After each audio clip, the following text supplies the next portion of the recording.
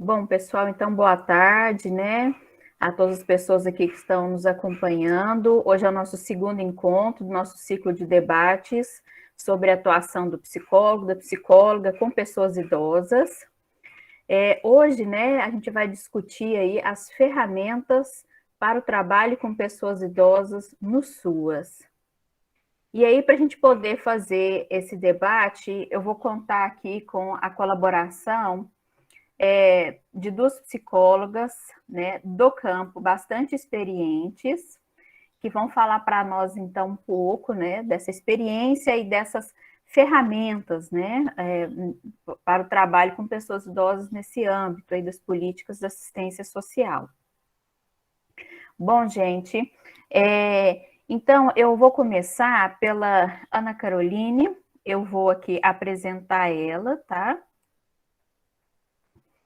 Então, olha, a Ana Caroline Moura, ela é psicóloga, ela é formada na FTC de Itabuna, ela tem especialização em psicologia social pela UESC e especializando em psicologia jurídica. Ela é coordenadora e psicóloga da Clínica Moura e Cabral.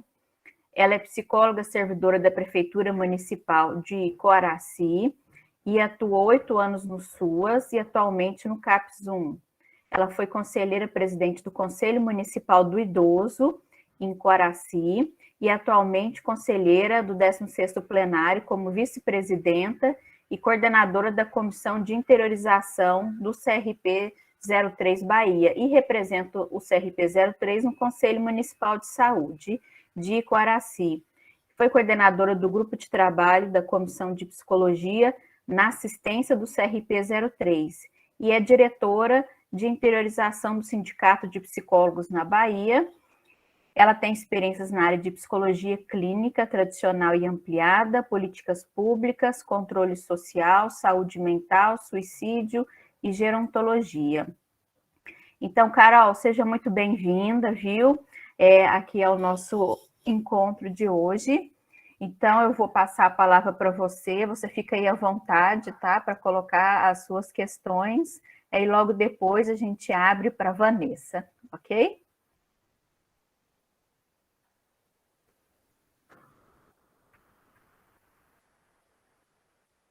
Ok.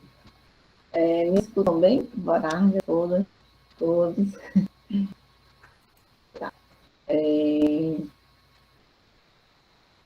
Eu vou começar. Eu enviei um material para a Doris, que eu não sei se ela passou para vocês, que é a orientação para o serviço de convivência e fortalecimento de vínculo para a pessoa idosa, uma versão preliminar em 2012.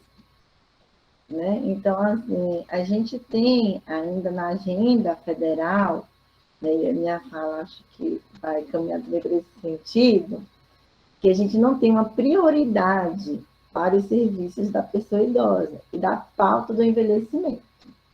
Então, assim, a gente pode já ir se atentando a isso. Então, todas aquelas pessoas que desejam trabalhar com a pessoa idosa, elas vão ter que entender um pouco isso, que não é prioritário essa pauta ainda no nosso país. Então, a gente tem um país que envelhece, né? Os estudos de Renato Veras vai demonstrar esse crescimento da população idosa, faz uma projeção que a população brasileira ela vai passar a ser a sexta população mais idosa do mundo em 2050, mas mesmo assim, nossas políticas públicas não estão se adaptando, nossas políticas públicas, houve um congelamento das verbas públicas e o país está envelhecendo. Se a gente ainda for perceber alguns estudos de Renato Veras, ele vai dizer que nossa população idosa, né, tem um perfil de doenças crônicas, onde também vai acarretar mais recursos dos serviços públicos, e não só na área de saúde, gente. Por que eu falo isso? Porque se a gente pensar, né, que a política de assistência social na assistência, o SUAS, né, ele vem como um direito nosso, né, constitucional, a partir da última Constituição, dentro da Seguridade Social, E ali a gente tem a previdência social, a saúde e a assistência social. E se a gente vê a Seguridade Social, eu acho que é falar de idosos também. Porque tem a cara da pessoa idosa, a Seguridade Social, para mim, né? Eu que vejo idoso em quase um monte de, em vários lugares, e penso idoso como um processo de desenvolvimento humano, não só a pessoa idosa em si, quem está a partir de 60 anos, como o Estatuto do Idoso nos fala no Brasil, mas eu vejo, quando eu vejo a Seguridade Social, eu falo assim, quem mais demanda dessa Seguridade Social, né? Quem é o público maior que poderá demandar e está demandando é a pessoa idosa. Em muitos casos, quem é a pessoa idosa. E aí, porque também há o crescimento dessa população, né? As tecnologias, os avanços, a baixa taxa de natalidade colaboraram para que o Brasil envelhecesse. E o que fazemos de um Brasil envelhecido? E aí a gente traz, na assistência, né? Ela vem desenhando, né? E aí, quando ela vem se desenhando, porque ela é a última nesse tripé a se montar, né, a ser concreta para a população brasileira. E quando ela vem se montando, ela tem um dispositivo principal, que é os CRAs, né, o Centro de Referência da Assistência Social. E dentro desse CRAs, a gente vai ter um serviço, já claro no nome dele, como serviço, porque é algo contínuo que deve existir. Então, tem um serviço de proteção à família, né? E esse serviço de proteção à família, que a gente chama de PAIF, ele também considera essa pessoa idosa, e dentro do PAIF, e é algo que a gente, como técnica, eu vou tentar fazer esse link, assim, muito do que a parte diz e o que essa função do papel do psicólogo diz, porque eu acho que é isso que as pessoas mais me perguntam, como é que é ser psicólogo na assistência social? Eu vou tentar trazer um pouco disso. Não sei se vou conseguir. Mas, por exemplo, o PAIF, quando eu cheguei na assistência, em 2009, a gente montava a assistência, né? A gente que escrevia os questionários, os prontuários, a gente que dizia como ia ser os serviços, a gente montava toda a equipe, porque a gente tinha tipificação nacional no final de 2009 que ia chegar, dizendo como deveria ser os serviços, mas assim, o PAIF ainda era um programa, não era um serviço. Então, ele poderia ter um fim, né? E não uma continuidade. Então, tudo isso a gente tentava entender na prática como poderia se dar materialmente, né? Essa política que às vezes a gente faz com as mãos da gente mesmo, assim, de forma técnica. E como fazer isso de uma forma técnica, ética, multiprofissional, e tentando colaborar como psicóloga e como ciência psicológica. E aí, diante desses desafios, a gente vai montando os serviços e aí a gente encontra algumas dificuldades. No PAIF, por exemplo, era mais tranquilo, você inserir a pessoa idosa, atender a pessoa idosa, mas quando se necessitava, por exemplo, de você fazer inter-relação, aquela pessoa idosa que vinha solicitar o benefício de prestação continuada, né? Que é o BPC, o LOAS, né? Que é a partir de 65 anos de idade. Essa pessoa, esse idoso, essa casa, ela precisa ser acompanhada no PAIF. Ela é grupo prioritário do serviço de convivência, então, ele precisa fazer essas articulações internas para que a gente possa dar conta dessa pessoa idosa. E, às vezes, também há uma sutil, assim, eu falo sutil, porque, às vezes, assim, a gente acompanhar não quer dizer que a gente está fiscalizando.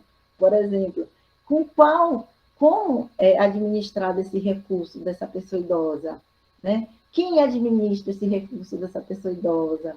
Porque aí, se há violação, por exemplo, desse recurso, e na minha prática, na minha experiência, a gente vai encontrar isso no CREAS, que aí já é um outro dispositivo da assistência social, onde estão para atender aquelas pessoas, né, usuários, que estão em violação de direitos e um risco social maior. E aí, quando, na minha experiência, a gente vai fazer essa aproximação, a gente percebe que a maioria dos casos que se encontravam ali de pessoas idosas em violação de direitos era por conta do ou BPC, ou aposentadoria, a posse do cartão, né? Então, toda essa autonomia que ele deveria ter com o seu próprio gasto, também ele era privado, a pessoa idosa.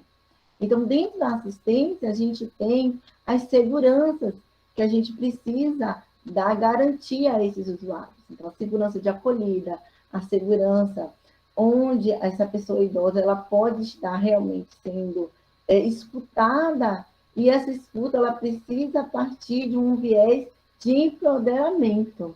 Então, assim, é muito importante. Na minha experiência, eu tive algo a mais nesse momento, porque a gente teve o Conselho Municipal de Idoso, né, que era bem próximo. Então, a gente potencializa isso de uma outra maneira, né? E aí os idosos eles começam a se organizarem. E toda essa forma dessa organização dos próprios idosos dá um outro viés na própria assistência, porque eles dizem como eles querem, do jeito que eles querem. E a gente monta, né, o planejamento a partir da própria avaliação da pessoa idosa. Então, eu acho que essa escuta dele falar sobre ele, o que ele quer, e aí, às vezes, as pessoas me diziam, a presidente do Conselho de Idosos mais idosa do Brasil. E aí eu falava, mas eu deixo os idosos falarem, apesar de eu não ser idosa. E foram eles que escolheram. E eu tinha esse compromisso, né? Então, se garantir essa fala da pessoa idosa. E quando a gente vai montando os serviços, a gente encontra um entrave até 2013, porque a maioria dos recursos públicos era por serviço de convivência e fortalecimento de vínculo dos adolescentes, o que a gente tinha como pró-jovem. Só em 2013, com reordenamento do serviço de convivência e fortalecimento de vínculo, que o governo federal possibilitou que a gente tivesse recurso para trabalhar com todas as faixas etárias. Por exemplo, no meu município, a gente tinha 4 grupos de idosos, 2 de distrito e 2 no centro da cidade. E a gente não tinha recurso. Tinha que ser mantido por recursos próprios do município. Então, assim, é um entrave que você tem uma demanda de idoso para atender e você não tem recurso para isso. E adolescente você tinha recurso, né? Então, por exemplo, a gente recebia 20 mil reais para trabalhar com adolescentes e recebia 2 mil reais, 3 mil para trabalhar com idosos e crianças. Então, é uma realidade que a gente precisa, na ponta, entender como vai funcionar isso. E quando há esse reordenamento do serviço de convivência, proposto pelo MDS, Ministério, né, a gente consegue alcançar melhor, porque a gente precisa de recursos, né, os serviços. E a gente ampliar melhor, ter os recursos, tudo aquilo que eles já tinham como garantia, ter realmente como garantia.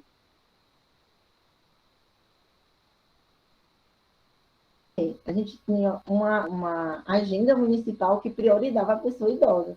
E aí eu não posso dizer de uma agenda que não prioriza a pessoa idosa, porque aí vai ser diferente, né? Então, tudo aquilo que os idosos e a gente conseguia planejar, a gente executava. A gente tinha muita dificuldade no planejamento referente ao monitoramento do benefício de prestação continuada, porque às vezes eles não queriam receber o técnico se não fosse alguém que estivesse dentro do PAIF, dentro do serviço de convivência, porque eles pensavam que era alguém para fiscalizar, alguém do INSS que veio tomar o benefício. E eles não entendiam, às vezes, por exemplo, se a pessoa idosa recebeu o benefício de prestação continuada e é um outro benefício de prestação continuada, aquela mesma residência, a partir de 2006, se não estiver enganada aqui, o governo, né, federal, ele possibilitou, que foi um ganho até de conferência, que um BPC não fizesse cálculo para outro BPC. Então, todo idoso tem direito, né, a um outro recurso, acesso a esse recurso. Então, desse modo, a gente começa a perceber, e a assistência ela tem muito a nos ensinar sobre isso, o modelo da assistência social no Brasil, duas coisas. O trabalho em rede, porque ele vem, né, martelando isso, a gente precisa trabalhar em rede, a assistência nunca vai dar conta sozinha, e eu acho que isso é um ganho muito importante para a política pública brasileira, isso veio da assistência social, porque até hoje eu trabalho na saúde, né, no CAPS atualmente, e eu vejo como na saúde ainda tem no SUS, no meu município, aqui na minha experiência, uma dificuldade de traçar essa rede, de fazer a referência, a contra-referência, de dizer como a gente pode trabalhar junto, de que forma a gente pode construir essas políticas juntas. E a assistência foi uma ajuda que a gente que chegou nova, mas chegou dizendo, ó, gente, a gente precisa trabalhar em rede. O CRAS tem duas funções principais, matriciamento das famílias e gerenciamento dessa rede de serviço. E é a partir disso que a gente vai construir todas essas políticas de acesso. E essa política da pessoa idosa também. Ela vai entrar dentro desse conjunto e ela vai dar vida a tudo isso que a gente está falando. E aí, com os idosos, vai acontecer do mesmo modo. Então, às vezes, a gente vai precisar encaminhar a pessoa idosa quando for uma demanda de saúde. Se não tem um centro de referência do idoso, que eu acho que é bem raro na nossa Bahia, eu não vejo muita notícia de centro de referência de idoso na Bahia. Mas eu não sei como é que está agora, né? Mas eu não via muita notícia, não. Então, por conta de em Sergipe tem, em Manaus tem, em outros estados tem. Então, se não tem um centro de referência, a gente precisa saber quem são esses locais de referência, né? Se é no programa do Hiperdia, né, para diabéticos e hipertensos, que a gente vai precisar encaminhar, se é um trabalho de academia de saúde, se está tendo algo específico ou intergeracional ali, que o idoso também vai ter o seu lugar, que é algo que a assistência também convoca muito, as atividades intergeracionais, né? Quando, como a gente está realizando, de que maneira elas acontecem, né? Esse encontro de gerações, né? E eu acredito que quando há um encontro de gerações, a gente promoveu alguns encontros de gerações, foi possível, né? Tanto os adolescentes e crianças se perceberem, idosos às vezes, e os idosos tiverem um olhar diferente para o idoso, para um adolescente e uma criança que não era o neto dele, né? Era uma criança, um adolescente diferente de que seria o neto dele. Então, tem assim, essas falas que me chamaram a atenção no Centro de Referência Estadual da Atenção à Pessoa Idosa na Bahia, em Salvador. Ah, certinho. Então, assim, realmente, eu lembrei agora que tem um mesmo. Então, assim, no interior é muito raro, acho que não tem, né? Acho que só tem esse mesmo de Salvador.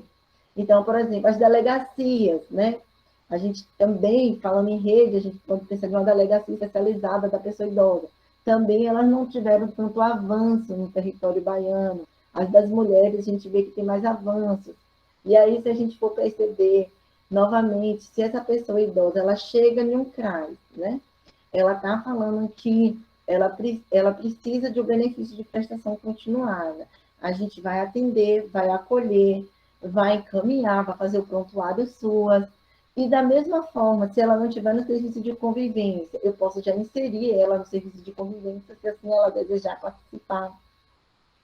Nesse serviço de convivência, ela vai ter contato com outros idosos, ela vai ouvir outros idosos, ela vai compreender algumas realidades diferentes de ser idoso, juntamente com a realidade dela, vai promover amizade, vínculos com os amigos.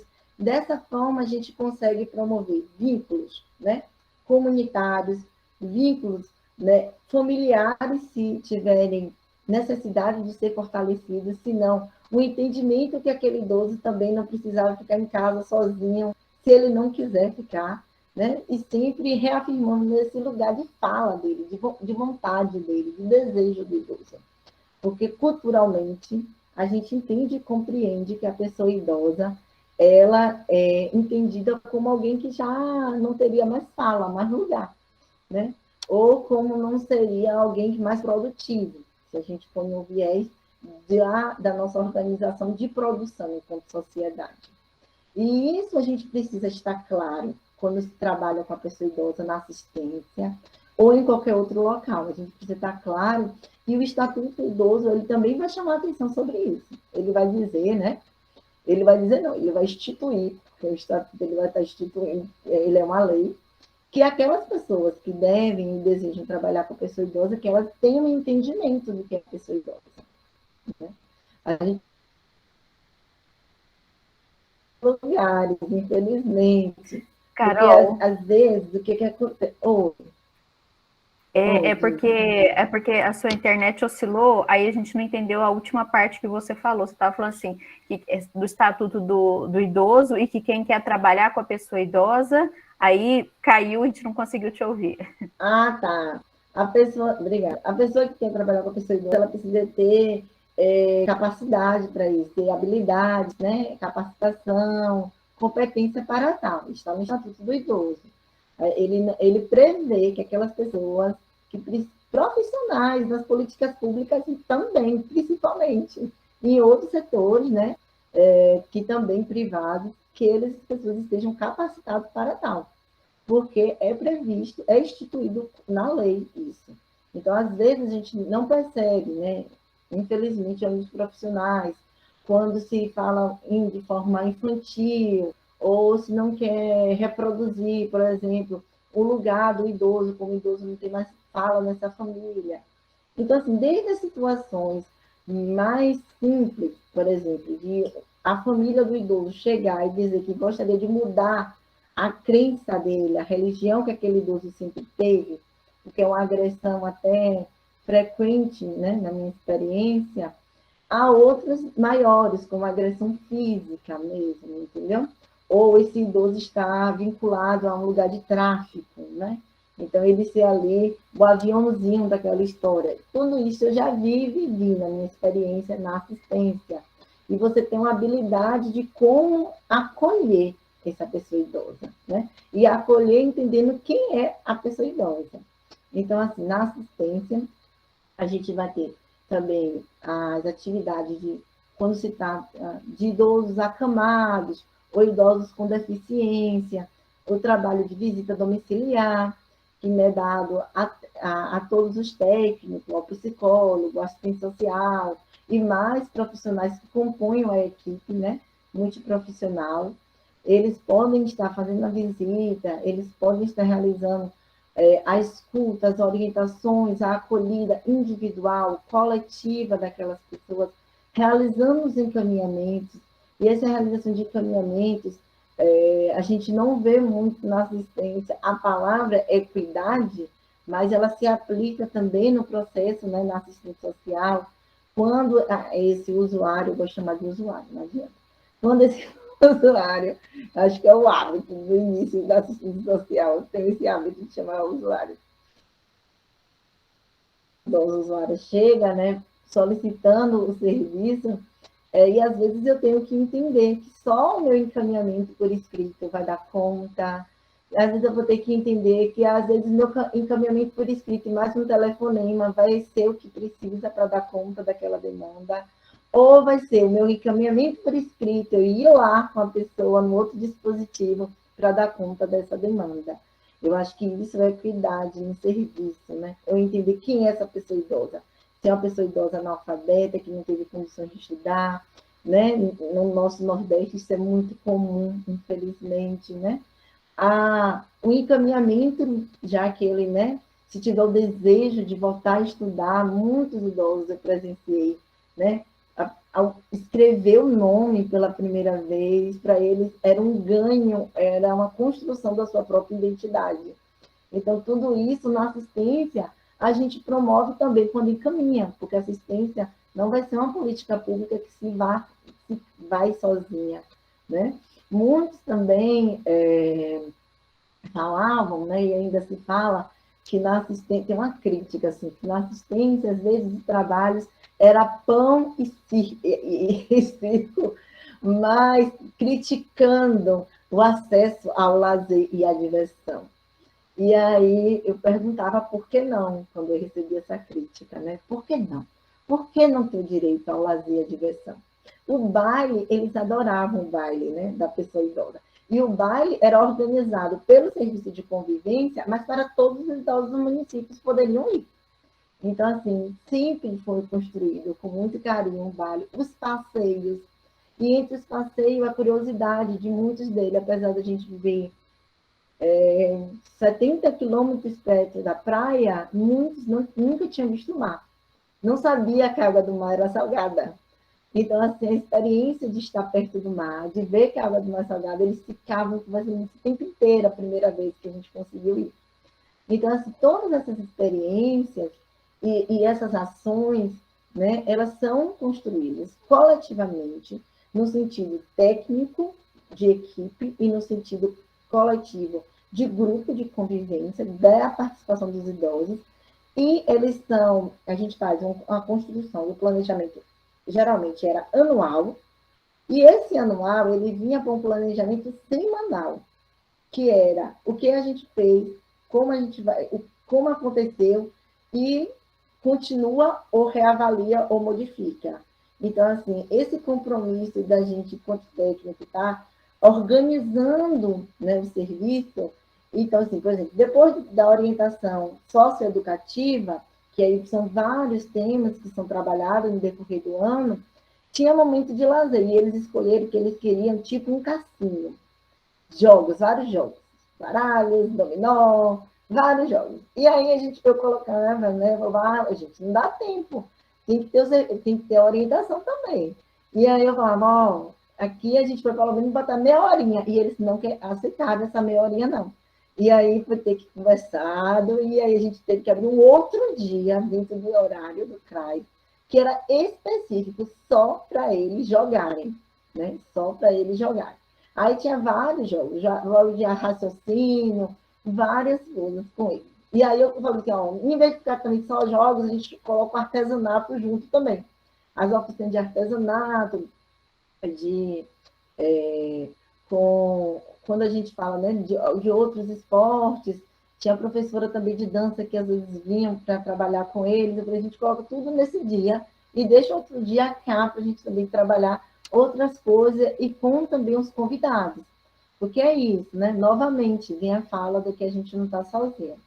Porque muitas pessoas que estavam ali, que vinham ao serviço, eram convidados. Então, assim, um nutricionista, a depender da pauta, o próprio Ministério Público, o promotor da cidade, né? Um advogado, um médico, né? O agente de saúde, o agente de endemias, né? Eu lembro como hoje, um dia que a gente viu com os agentes de saúde, e eles adoraram, porque foram pessoas que eram das referências deles, né? A gente saiu catando cada um de um bairro e colocou, porque não para não deixar um bairro sem outro, não, na hora da gente montar.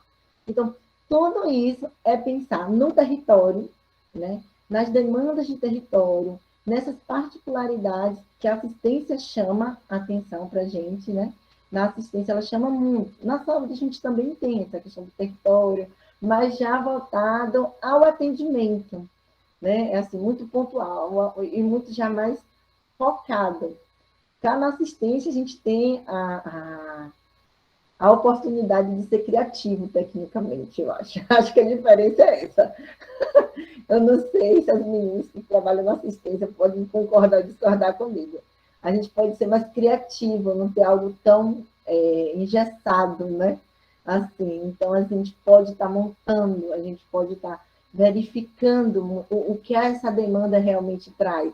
E em termos de trabalhos, por exemplo, eu fiquei 8 anos com eles, né? A gente nunca repetiu uma atividade. A gente fez desfiles de bairro, como conhecer meu território. Eles mesmos tinham a responsabilidade de conhecer seus territórios e apresentar para todo mundo, tipo um trabalho. Assim. Então, eles diziam, o que é que tem no meu bairro? Era posto de saúde, era o bar, era uma venda, eles apresentavam. Depois tinha um desfile dos bairros. Então, sempre a gente conseguia, cada ano, montar um planejamento. O que se repetia eram os bailes, porque eles não abriam mão, os passeios, né? Conhecer teatro, conhecer praia, conhecer fazenda.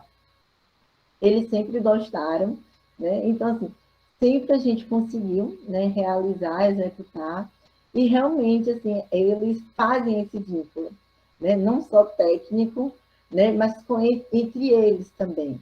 E aí a gente tem um trabalho também de finitude, porque acontece, né? E acho que é um ponto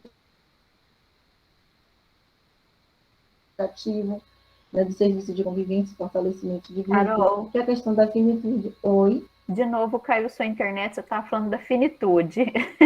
Você estava falando que uma questão muito importante que a gente tem que pensar é a finitude. Você pode repetir para a gente que você congelou nessa hora? Ah, foi? Ah, tá bom. Obrigada. Aqui está nublado, claro, aqui. Fala que a internet fica oscilando. Mas, então, essa questão da finitude eu acho bastante pertinente, está dentro dos percursos socioeducativos, né? E a gente está trabalhando com eles, porque sempre acontece realmente de um falecimento de um deles, e eles sentirem, verbalizarem isso, então acho pertinente. Uma ação que a gente fazia, que é pertinente hoje, eu vejo como tão era pertinente, era na época da vacinação da H1N1. E às vezes o pessoal da saúde falava, os idosos não estão aderindo, Carol. Vamos ver alguma coisa aí. Eu disse, vamos sim. Vamos fazer campanha de mobilização para a vacinação. E sempre dava certo, né? Aqueles que não queriam se vacinar, aí depois de uma conversa, eles iam lá e iam se vacinar.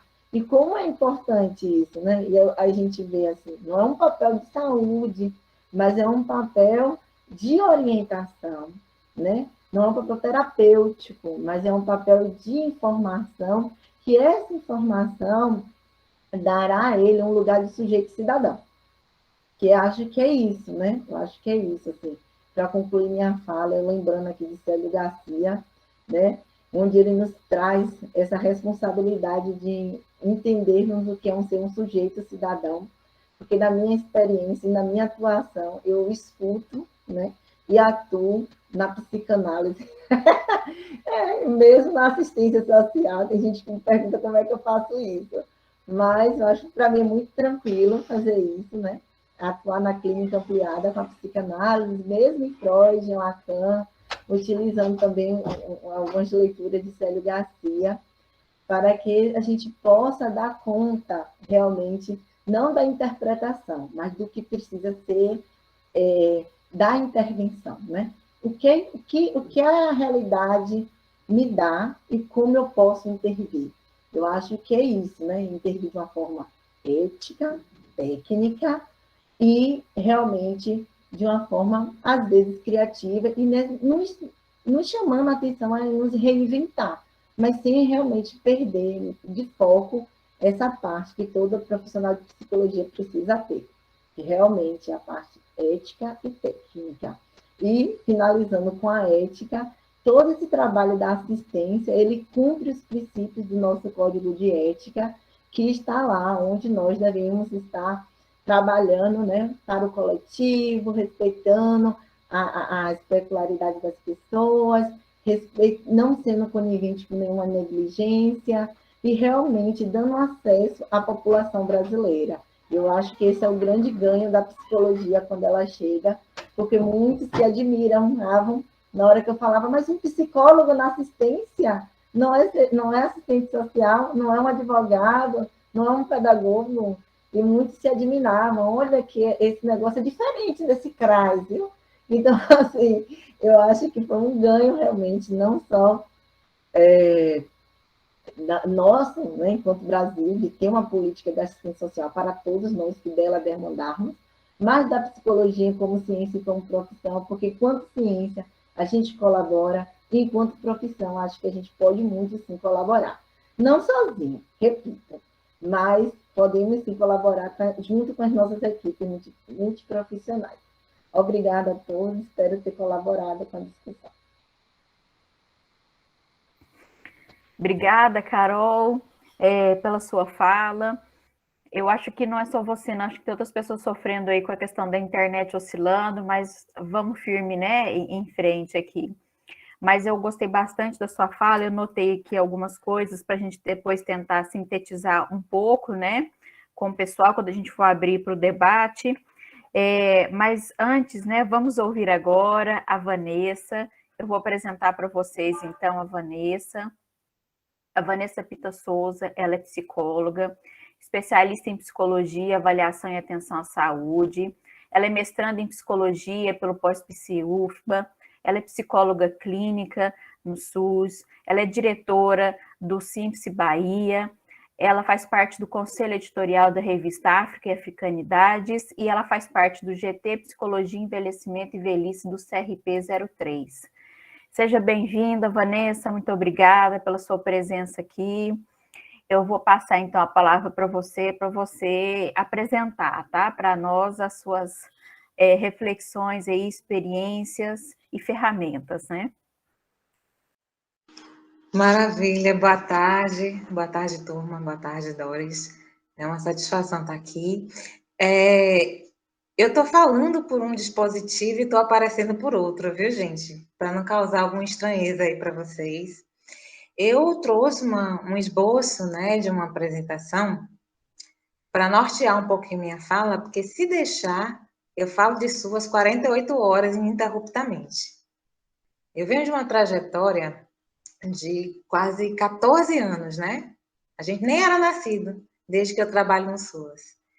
Então, assim, uma história de amor de muitos anos e no momento que essa história ela se encontra, né, no trabalho, na intervenção com idosos, sobretudo numa realidade sertaneja em que me encontro, a coisa ganha um valor ainda maior.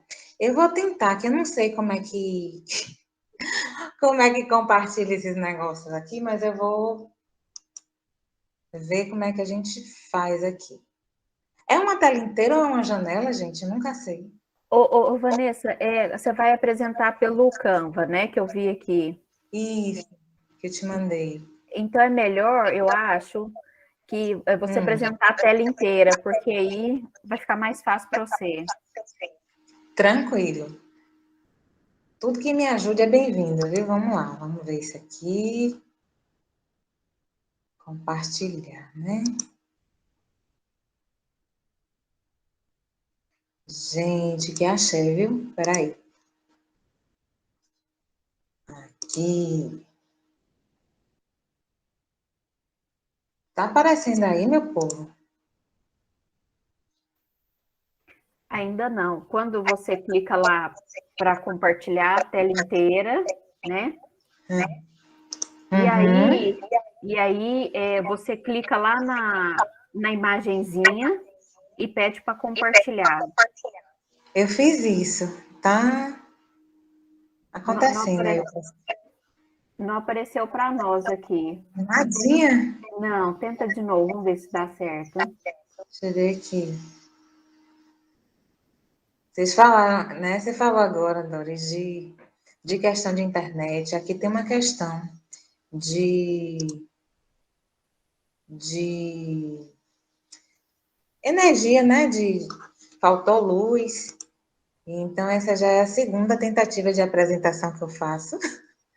Vamos lá, vou tentar de novo, para a gente ver como é que Se você não conseguir, eu posso tentar aqui pelo meu. Aí você me conta a hora que eu vou passando, que eu não sei direito mexer no Canva, mas a gente vai indo. Ah, agora tá indo. O meu tá indo? Tá. Tá? Tá aparecendo aí para vocês, né? Deixa eu ver aqui. Tá aparecendo você por enquanto. Eu. Aí seleciona lá você tem que ver na sua tela a apresentação. Eu tô vendo na minha apresentação. Vocês estão vendo? Não, tá aparecendo só você. Você quer que eu tente aqui? Eu te mandei um segundo link. Você pode reproduzir para mim, por favor? Eu vou tentar aqui. Então, fecha a sua apresentação, Vanessa, para mim tentar aqui.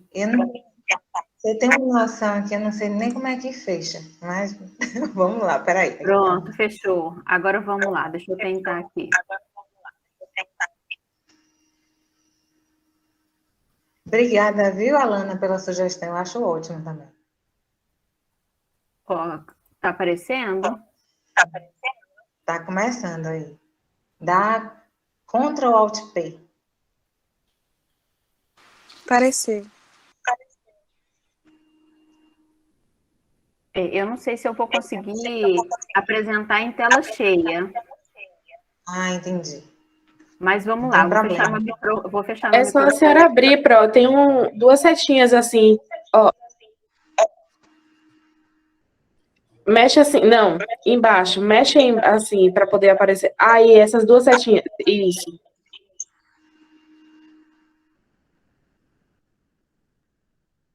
Pronto, maravilha. Gente, me proponho a falar aqui para vocês hoje um bocadinho sobre perspectivas técnicas e vivenciais. E por que que eu intitulei Perspectivas Técnicas e Vivenciais? A gente tem um texto, né, da Política Nacional de Assistência que, né, acaba por não contemplar muitas situações que a gente se depara no cotidiano. A vivência no SUAS, no Sistema Único de Assistência, ela é muito rica, muito versátil, muito dinâmica, muito territorializada. E então, nossas normativas, nossos referenciais técnicos, nem sempre, né, podem embasar situações pelas, né, as quais a gente se depara na prática cotidiana. Eu, como acabei de dizer para vocês, eu venho de uma trajetória de 14 anos, né, suas, e são 14 anos de muita construção, de muito pleito, e a gente se vê também, né, num momento muito desafiador, porque é uma política que está diuturnamente ameaçada, né, com essa ameaça de sucateamento, essa,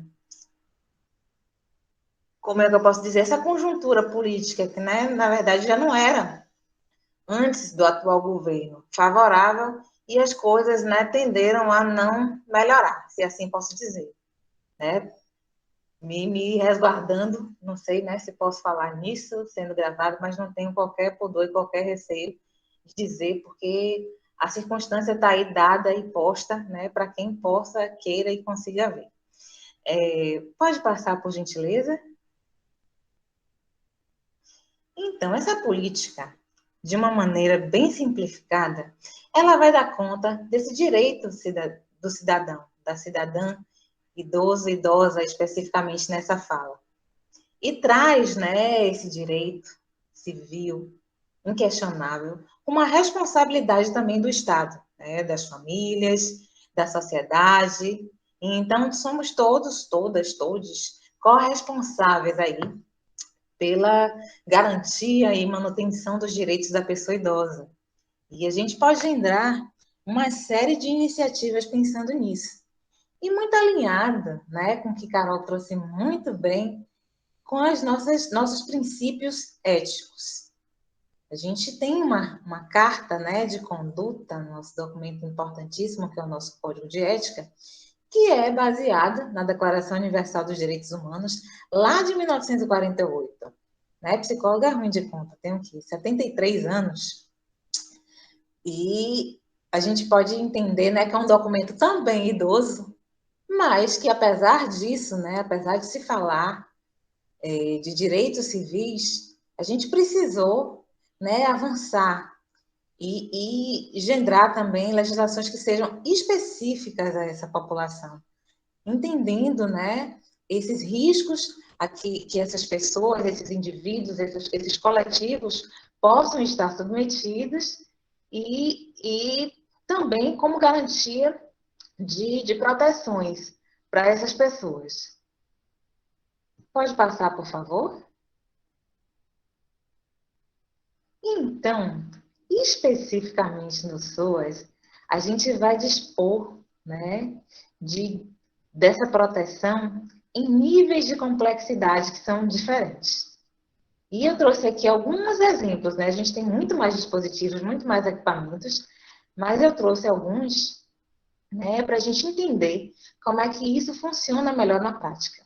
Essa coisinha linda que está aí nessa imagem, a minha tia-avó, finada Mãe Santinha de Oiá, que eu trouxe para compartilhar com vocês, por se tratar de uma pessoa idosa e pertencente de uma comunidade tradicional.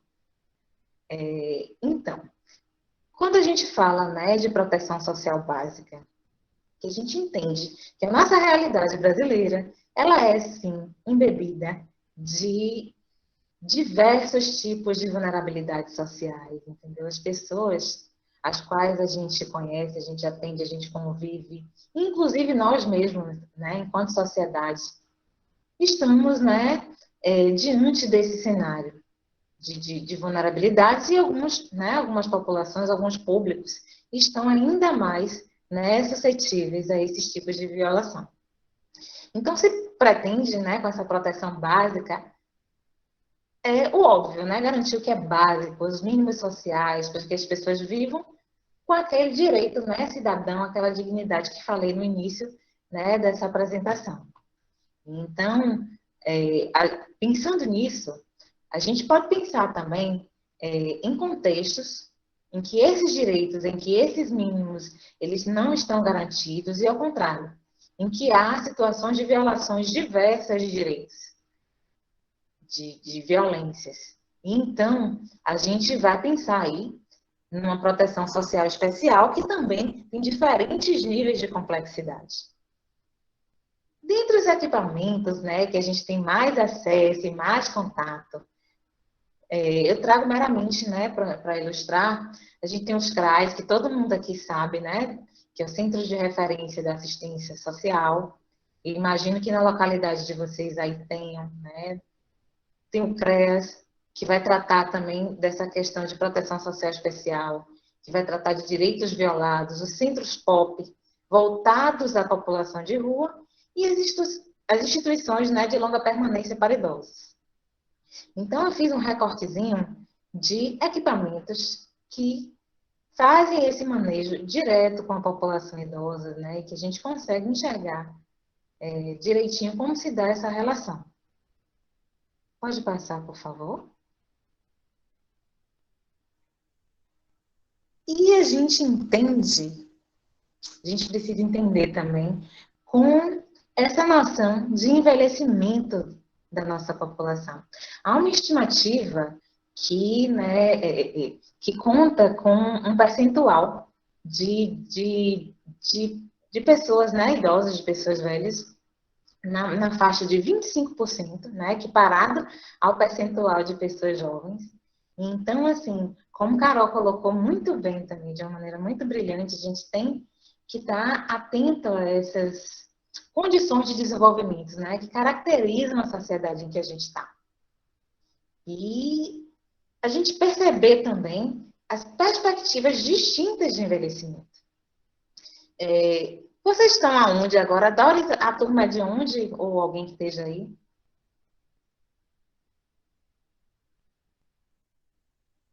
Da UFRB?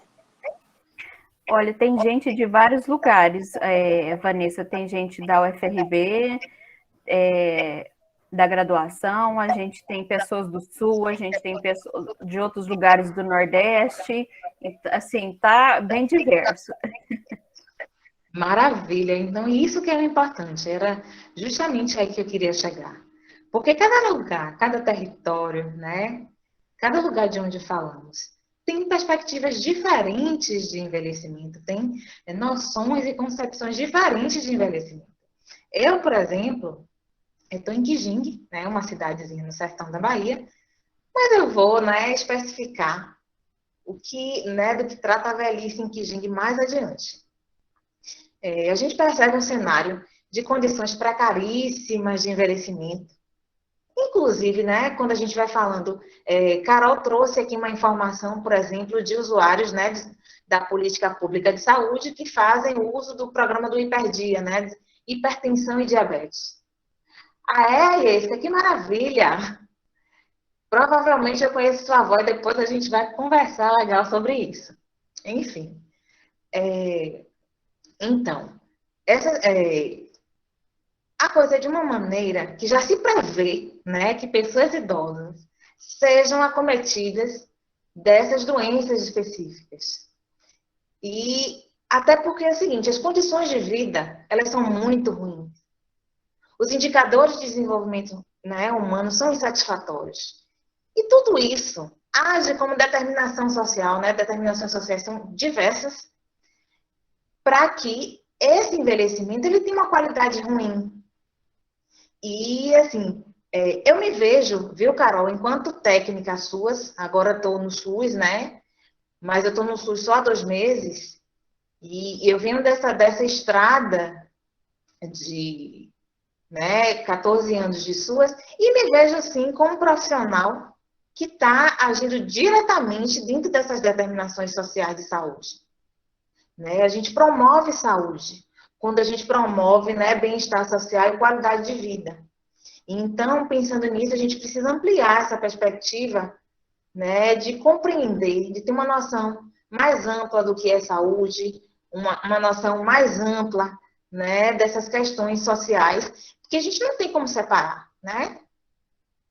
É um idoso que pode, de repente, e provavelmente, né, ser usuário de diversas políticas, de diferentes equipamentos, e então ele está, né, interseccionalmente colocado, intersetorialmente colocado, diante, né, de diversas políticas, de diversas abordagens, porque uma pessoa, ela tem em si essa multiplicidade, essa pluralidade que precisa ser considerada. Por favor, pode passar. Mas, como eu provoquei agora há pouco, será que toda velhice ela é igual? Será que todo idoso envelhece igual aqui em Quijingue, igual aí em Santo Antônio, lá em Quaraci de Carol?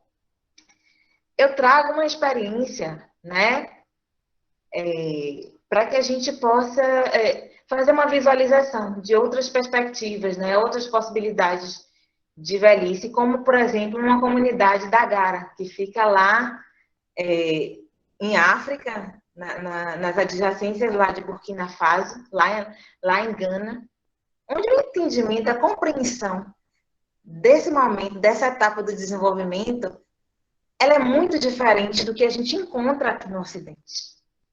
Eu trago uma citação aqui literal do livro, né, que é O Espírito da Intimidade, de Sobon Funsomé, que é uma leitura que é muito preciosa, viu? Acho que vale a pena conferir. E então eles tratam a velhice da seguinte maneira, né? As humanidades, digamos assim, né, de uma maneira mais ampla. Na aldeia, a vida é diferente, inspirada pela terra, pelas árvores, montanhas e rios. Assim, o relacionamento entre o homem e a natureza é traduzido na construção da comunidade e das relações entre as pessoas. Então, a gente percebe a senilidade, a velhice, como parte desse processo integrante. E não tem essa cisão, essa fragmentação que a gente vê na nossa realidade. Lá, por exemplo, as terras, elas são supervisionadas pelos idosos, né? Mas não nesse viés capital de aspirar por poder e riqueza, né? É diferente como se dá essa relação. Esses anciãos, né, que é como são chamadas as pessoas idosas dessa realidade, elas são as responsáveis, essas pessoas, por tomar decisão. Por exemplo, situações importantes da comunidade que aconteçam, por exemplo, de madrugada. Esses idosos são acordados nesse momento para que possam juntos, né, vislumbrar soluções para aquela situação crítica que, né, a gente pode imaginar da maior diversidade possível. Então, há um conselho que é composto por pessoas de diferentes segmentos etários, de diferentes idades, né, de diferentes perspectivas, considerando esses princípios de forças elementares, que são elementos da natureza, né? Ar, terra, fogo. Então, homens, mulheres, crianças, idosos compõem, né, esse coletivo. Por quê? A gente vive uma realidade que se preza muito por igualdade, um discurso, né, que tenhamos igualdade. Mas é importante também que a gente não se esqueça de celebrar as nossas diferenças. E celebrando as nossas diferenças, a gente consegue respeitar essa diversidade que, né, de uma maneira muito, muito redundante, muito óbvia, é muito diversa, né? A gente não consegue alcançar as nossas possibilidades de diversidade. E essas construções que são, né, inerentemente africanas, elas podem trazer para a gente, né, sugestões de como a gente pode manejar nossas relações, né, de uma maneira diferente, incluindo, né, esse respeito à diversidade. E tem uma questão também, né, aqui, numa situação semelhante, a gente ia colocar, né, um conselho, por exemplo, com 50% de homens e 50% de mulheres, para que haja justamente isso que eu falei de igualdade. E lá a paridade de gênero se dá por outra perspectiva. Há necessidade dessa diversidade, né, de que homens e mulheres participem, para que as diferenças elas possam estar incluídas nesse processo. E isso é visto de uma maneira muito positiva. Pode passar, por favor? Então, gente, esse famoso, né, essa famosa Kijing, que é essa cidade, né, em que tem um prazer, satisfação de estar desde o ano de 2008, né? E é uma cidade no semiárido, é um município de pequeno porte 2, ou seja, é uma cidade pequena com até 30 mil habitantes. Para vocês terem uma ideia, né, Kijing, a sede de Kijing é pequenininha, tem uma média de 7 mil pessoas, e o restante da população, né, que chega perto dos 30 mil, é majoritariamente rural. Ou seja, tem algumas especificidades em Kijing que a gente não vai encontrar em outros lugares, né? Tem uma população idosa que é ativa, né, que trabalha, que se ocupa, né, não só de afazeres domésticos, mas estão, apesar, né, de idosos ou aposentados, em atividade, em exercício profissional. Inclusive, muitos desses idosos e idosas são os responsáveis, os mantenedores dos domicílios. Muitas vezes a renda da família, ela é da aposentadoria desses idosos. E eu digo isso a partir dessa questão vivencial, né, que eu tinha trazido para vocês, até porque tem situações e coisas que tanto o texto da política não acessa, quanto o IBGE também não acessa. Tem situação, por exemplo, de uma idosa que o caminho 7 quilômetros, né, em terreno que fica aqui na Bahia, fica a 350 quilômetros mais ou menos de Salvador. Se você jogar no Google, vai dar 342 quilômetros. Mas só que tem essas questões, né? A partir de onde se fala, né? A partir de onde se parte. Fica aqui na Bahia, esse lugar, esse paraíso, essa coisa maravilhosa. Então, essas pessoas, né, aqui vivem basicamente de atividades agropecuárias, mas como viver de atividade agropecuária se a gente está no sertão, né, com períodos longos de estiagem? Já passei, por exemplo, nesses 14 anos que estou aqui, um ano inteiro que não caiu uma gota de água, que não choveu. E numa situação como essa, morre bicho, morre planta, morre gente, e a gente tem que ver. Tem que fazer esses arranjos aí que Carol, né, já propôs. A gente tem que lançar a mão de criatividade também para reinventar a nossa atuação diante de realidades que são tão adversas, muitas vezes. Eu estava dizendo, né, dessa idosa, são 7 quilômetros no meio da Caatinga, subindo o morro, né, de árvore. É um lugar que é tão difícil de chegar que a gente precisa de guia. E só tem ela que mora lá. É um lugar que, se você sobrevoar de helicóptero, você não acha.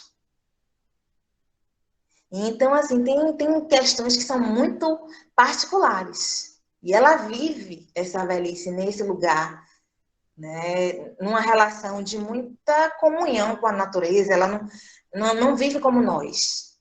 Mas nem por isso a gente pode lançar um olhar, né, nosso do que é ideal para nós, por exemplo, para a sobrevivência dessa pessoa. Que, por exemplo, não usa um shampoo. Ela lava o cabelo com babosa, toma banho no rio. Né? A casa dela, ela corta lá com facão e constrói, né? E tem coisas que são muito... Por exemplo, ela não come comidas industrializadas. E tem uma maneira de ser e de pensar o mundo que é muito dela, e isso precisa ser respeitado, isso precisa ser olhado com um olhar, né? Sempre técnico, ético, como foi dito agora há pouco, e com muita atenção, porque isso traz para a gente muitos elementos. A gente verifica aqui nessa realidade de Kijing uma vasta gama de situações de violências contra idosos, que estão, né, devido ao seu percurso de vida muito difícil, muito trabalho, né, nessas comunidades rurais. Tem muita gente aqui acometida por melanoma, né, cânceres de pele, pessoas com problemas ortopédicos em função do árduo trabalho nas roças. Então, a gente verifica uma realidade de idosos muito acamados, acometidos por demência senis, e uma série de outros agravos que prejudicam, né, essa autonomia das pessoas. E nesse prejuízo dessas autonomias, torna essa população mais suscetível a violências. Há familiares, por exemplo, mal intencionados, que utilizam essas aposentadorias, né, para si, e negligenciando os idosos em péssimas condições de alimentação, de higiene, né, em sofrimento, sem acesso a medicações, a serviços que são básicos, né, e elementares para ele ter um mínimo de dignidade na vida. E isso tudo a gente observa. E a gente tem um cenário aqui de equipes técnicas que são mínimas, né, para abarcar uma realidade de quase 30 mil pessoas. E isso é muito desafiador para nós. E a simples, né, composição de equipes implica para a gente pensar em perspectivas de mundos diferentes, noções diferentes, campos de saberes diferentes.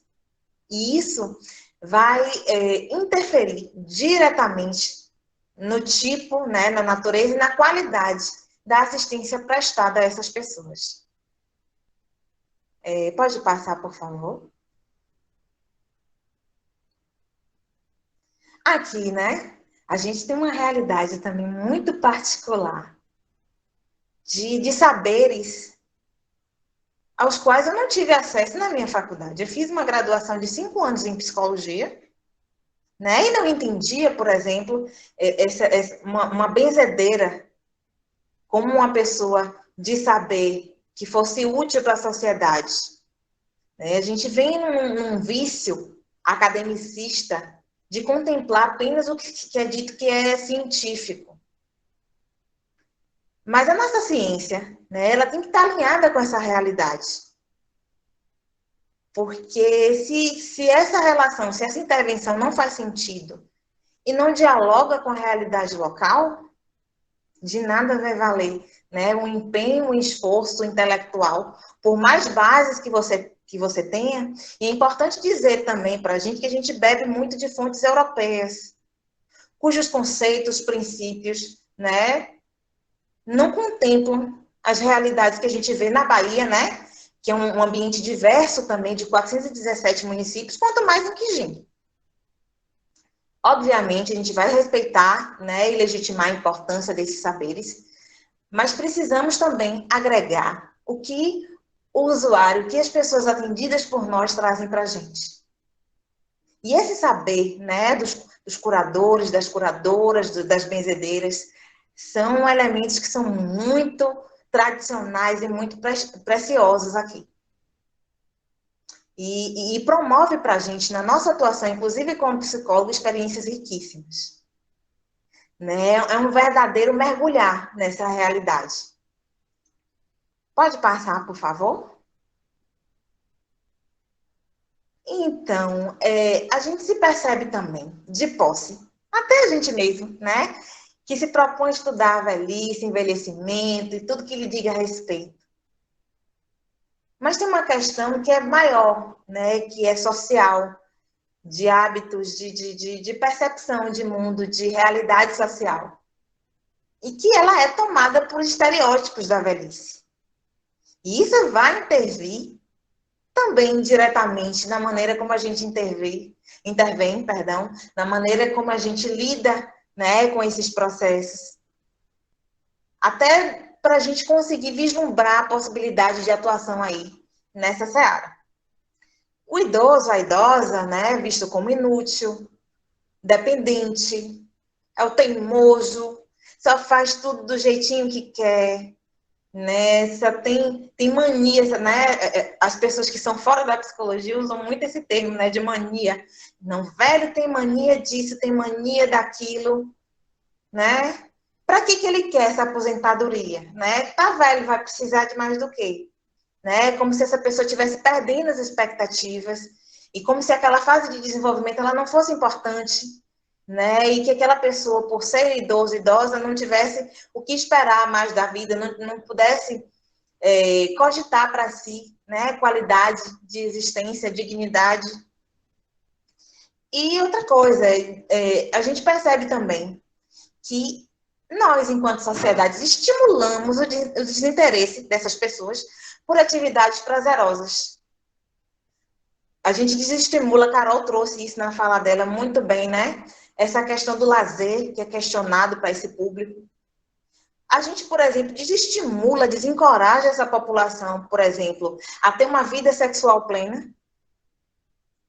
E é coisa para a gente pensar, né? Sobre como a gente vai se conduzir nesse caminho de fazer o óbvio, né, gente? Eu vou estar insistindo aqui nesse termo óbvio, de tratar, né, gente como gente, de tratar idoso como gente. E a gente precisa entender que essas generalizações, elas muitas vezes, elas prejudicam essas pessoas, elas causam sofrimento. E a gente que seria, né, a profissional ou profissional que deveria estar prestando cuidado, assistência, pode vir a ser quem viola, né? Quem propaga essas generalizações. Então, a gente precisa estar muito atento a essas questões. Por favor, pode passar. E nisso entra o nosso manejo profissional, que tem que perceber essas configurações, né, socioterritoriais, familiares, individuais, porque entender a velhice em Santo Antônio de Jesus não é a mesma coisa, né, de que atender Quijingue, as barreiras de acesso em Quijingue são diferentes.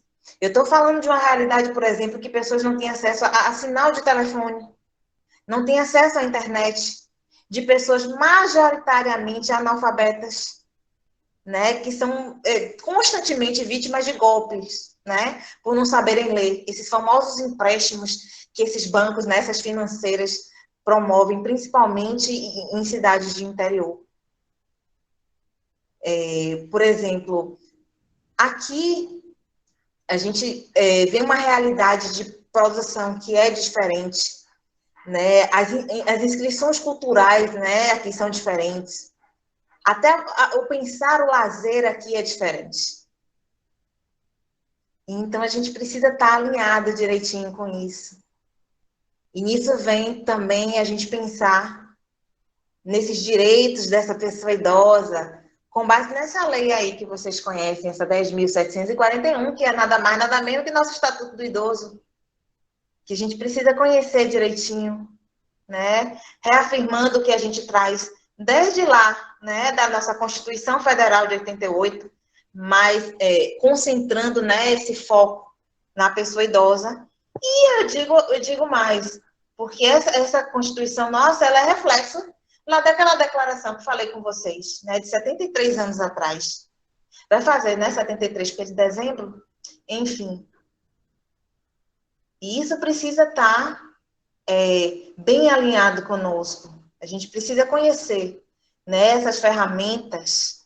E eu gosto muito dessa questão de lei, de legislação, de normativa, porque confere para a gente um princípio que a gente chama de isonomia, que embora, né, a gente considere, celebre as diferenças, a gente precisa pensar também num tratamento de equidade e de igualdade, de equidade, né, para esse público, para que se tenha, pelo menos, oportunidades equiparáveis. Mas a gente sabe que na prática a coisa não funciona bem desse jeito. Mas, até para a gente apontar o que não está legal, o que não funciona, o que não nos serve, a gente precisa conhecer. E a partir daí, então, a gente consegue propor melhorias. E então, pensando nisso, nesse manejo, né? A gente, nessa arrogância de suposto saber de psicólogo, diplomado, pós-graduado, de estudante, que conhece melhor a realidade da pessoa que a gente atende do que a própria pessoa. E isso é uma incoerência absurda. A gente, para traçar um plano de atendimento, para propor, né, estratégias de intervenção, é indispensável que esse idoso, essa idosa, ela esteja, né, co-participando conosco. E muitas vezes, né, das iniciativas que a gente pensou não se aplicam para aquela realidade, não são interessantes e não vão surtir efeitos. E isso diz respeito à nossa escuta, que tem que ser atenta, sensível, técnica, respeitando o que a usuária traz para nós. A gente precisa se despir muito dessa vaidade também de achar que pela nossa formação a gente tem soluções ideais, né, para realidades que são diferentes das nossas. E eu insisto nessa ideia, né, da gente ter uma escuta que seja verdadeiramente qualificada. Não só um cumprimento de protocolo, né, porque tem que fazer, porque tem que atender a um quantitativo de produtividade. Aquilo precisa fazer sentido, aquilo precisa ter efeito, né? Aquilo precisa ressoar no ambiente em que você atue. Pode passar, por favor. E nesse percurso, né, desse manejo profissional, a gente encontra uma série de desafios que a gente vem falando, né? Um monte de dificuldade, incluindo, né, esses estereótipos negativos, preconceituosos, que já mencionei. Tem aí uma questão de raça, classe, sexo, né, e de idade, que está aí posta para a gente como um empecilho, até mais uma vez, né, volto a dizer, de enxergar a gente como gente, e isso vai interferir na nossa, né, atuação, na complexidade do nosso potencial profissional aí, né, na profundidade que a gente possa vir a alcançar essas pessoas. Esses profissionais, essas profissionais precisam estar plenamente, né, capacitados para intervirem nessas realidades. Então, né, dentro da política de educação, dentro da política de saúde, dentro da política de assistência social, que é essa que me detém a falar hoje, tem a política de educação permanente, que deve contemplar esses profissionais, que devem estar em constante formação. Eles devem se informar, eles devem dividir, partilhar experiências, para que seu trabalho ele adquira cada vez mais qualidade. Tem essa questão também, que Carol bem falou, que esse corte de gastos, né, trazido pela EC 95, lá de 2016. Então, durante 20 anos, né, de 2016 até 2036, a gente não vai ter investimento da máquina pública, né, nas políticas sociais que vão interferir diretamente nesse manejo com idosos. Isso vai interferir, né, nessas relações, inclusive de trabalhos da sociedade civil também, né, que incorpora também essa massa trabalhadora que está aí, né, submetida a condições já precárias de trabalho. Eu não mencionei aqui, mas no ano passado eu fui vice-presidente do Conselho Estadual de Assistência Social da Bahia, e a gente viu, eu consegui acompanhar de perto, né, esse desmonte. A gente está, como eu já disse, né, num cenário que não nos é favorável, de muito desgaste, de muito desmonte. A assistência social, ela não consegue, até hoje, ter um percentual fixo de investimento.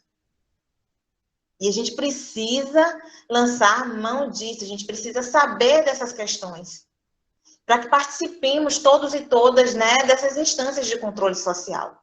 Então, né, em paralelo a essa questão da emenda constitucional 95, que congela, né, os gastos, que aniquila a política social, a política de assistência social, A gente se deparou no ano passado com a ameaça de um corte de 40% do nosso orçamento, ou seja, um dinheiro que já não dá para a gente desenvolver as coisas que a gente pretende, ia ser cortado quase pela metade.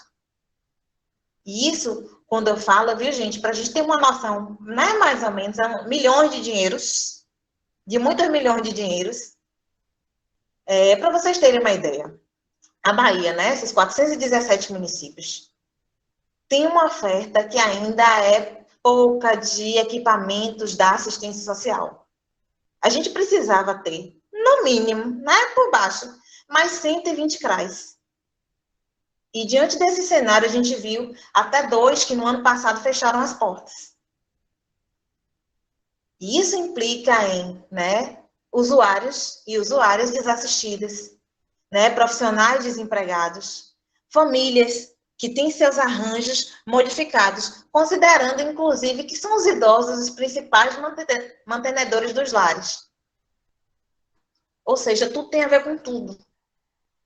Então, a gente vai se educar, a gente vai ampliar a nossa visão, né, sobre esse cenário, que é múltiplo e diverso.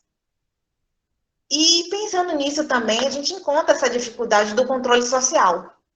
Os conselhos, que são os espaços em que a sociedade civil, ele se articulando, né, a sociedade civil se articulando com o governo, pode engendrar iniciativas que atendam às necessidades sociais, estão sendo desmontadas, né? O nosso não, de vocês, né? Não é meu não, esse governo tem desmontado os conselhos, tem tirado essas pessoas das organizações da sociedade civil. Por exemplo, o Conselho do Idoso, que tinha por volta de 28 membros, a participação da sociedade civil foi reduzida para 6. E isso é absurdo, são menos pessoas, né, cientes e ativas em prol dessa transformação social que é urgente e necessária. São menos pessoas a par, né, menos pessoas conscientes do que estão acontecendo com elas mesmas. São menos pessoas multiplicando esses conhecimentos que são necessários para outras pessoas. E como é que a gente vai fazer transformação social desse jeito? Dá um desânimo, viu? Eu vou dizer, sinceramente, dá um desespero, mas desistir, né, e se abster é muito pior. Então, gente, eu vou dizer de uma maneira muito grosseira, mas a gente vai cair atirando.